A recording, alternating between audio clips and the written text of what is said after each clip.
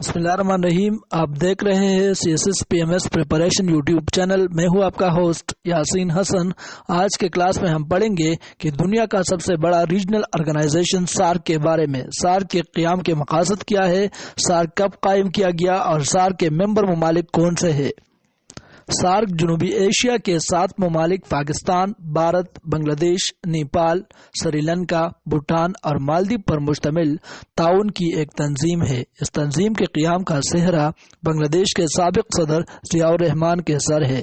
سب سے پہلے انہوں نے جنوبی ایشیا کے ممالک کے درمیان تعاون کی امکانات کا جائزہ لیا اور 1978 سے 1979 میں پاکستان، بھارت، سری لنکا اور نیپال کا دورہ کر کے ان کے رہنماؤں سے تنظیم کے بارے میں تبادلہ خیال کیا. تمام ممالک نے اس تجویز کو پسند کیا اور اس تجویز کو عملی شکل دینے کے لیے بنگلہ دیش کی حکومت نے تعاون کی تنظیم کے قیام کے بارے میں ایک ورکنگ پیپر تیار کر کے 25 نومبر 1980 کو متعلقہ ممالک کو ارسال کیا.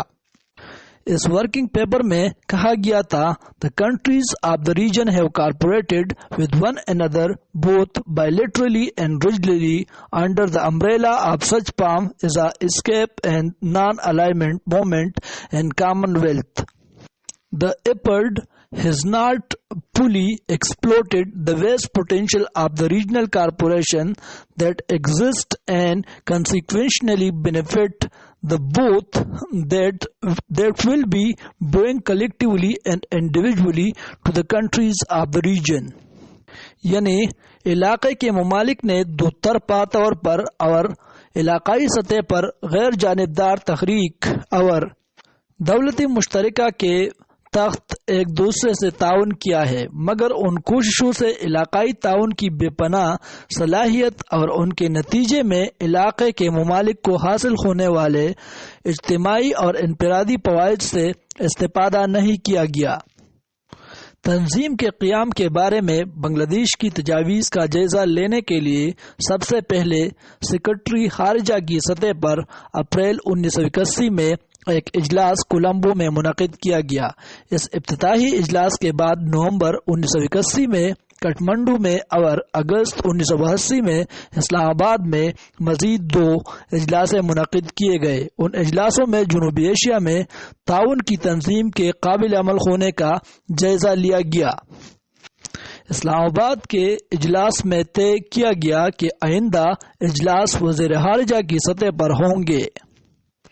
سارک کے بنیادی مقاصد میں جنوبی ایشیا کے ممالک کے لوگوں کی فلاح و بہبود کے لیے اقدامات کرنا اور ان کے معیار زندگی کو بلند کرنا شامل ہے.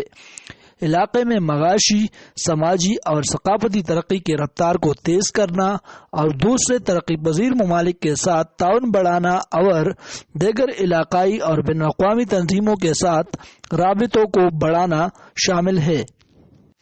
رکن ممالک کے مسائل کو اعتماد اور مفاہمت کی فضا میں حل کرنا بھی سارک کے بنیادی مقاصد میں شامل ہے. سارک کا صدر دفتر نیپال کے شہر کٹمنڈو میں واقع ہے اور سارک کے بنیادی 3 بڑے ادارے ہیں. سارک ان تینوں اداروں کے ذریعے اپنے فرائض سر انجام دیتے ہیں. پہلا جو اہم ادارہ ہے وہ ہے وزارت خارجہ کی کونسل. کونسل کا اجلاس سال میں کم از کم 2 مرتبہ منعقد ہوتا ہے اور اس کا بنیادی مقصد علاقائی ایکٹیویٹی پر نظر رکھنا ہوتا ہے. دوسرا اہم ادارہ خارجہ سیکرٹریوں کی مجلسہ قائمہ. ضرورت پیش آنے پر خارجہ سیکرٹریز کی مجلسہ قائمہ مین اسٹینڈنگ کمیٹی کا اجلاس بلایا جاتا ہے. سارک کا پہلا سربراہی کانفرنس ڈھاکہ میں منعقد ہوا 7 دسمبر 1985 کو. اس اجلاس میں پاکستان کے صدر ضیاء الحق اور بھارت کے وزیر اعظم راجیو گاندھی اور بنگلہ دیش کے صدر حسین محمد ارشاد اور سری لنکا کے صدر جے وردھنے نے شرکت کی. سارک کا دوسرا سربراہی کانفرنس 16 اور 17 نومبر 1986 کو بنگلور، بھارت میں منعقد کیا گیا اور اس اجلاس میں پہلی سارک کانفرنس کے فیصلوں کا جائزہ لیا گیا۔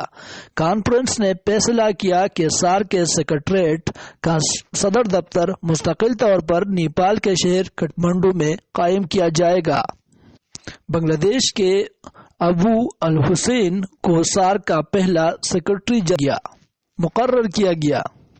فیصلے کے مطابق سیکریٹریٹ نے جنوری 1987 کو کٹھمنڈو میں کام کرنا شروع کیا۔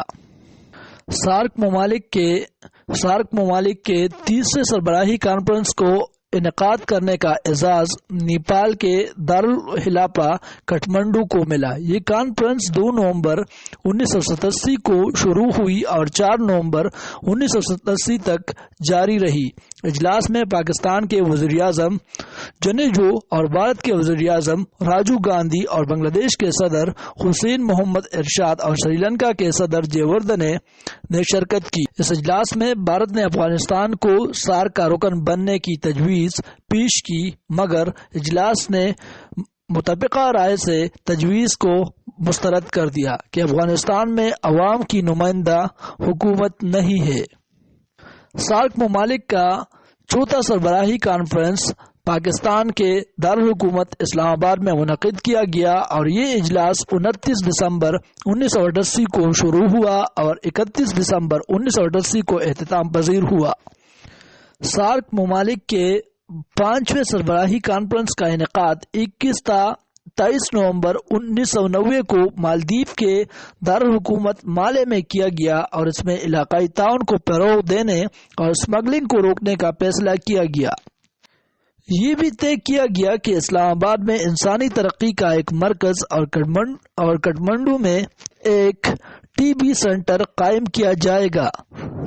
چھٹی سارک کانفرنس کا انعقاد 21 دسمبر 1991 کو کولمبو میں کیا گیا اور اس میں سارک ممالک کے تمام سربراہوں نے شرکت کی۔ اس اجلاس میں ایک قرارداد منظور کی گئی جسے کولمبو ڈکلیریشن کا نام دیا گیا اور اس میں کہا گیا تھا کہ رکن ممالک سے غربت کا خاتمہ کیا جائے گا اور تجارت کو ترقی دی جائے گی، جمہوریت کو فروغ دیا جائے گا۔ سارک ممالک کی 7واں سربراہی کانفرنس 10 اپریل 1993 کو ڈھاکہ میں منعقد کیا گیا اور نواز شریف نے اس اجلاس میں پاکستان کی نمائندگی کی۔ کانفرنس میں رکن ممالک سے غربت کے خاتمے کے لیے ایک فنڈز قائم کرنے کا فیصلہ کیا گیا۔ So thank you for watching. Please subscribe my channel.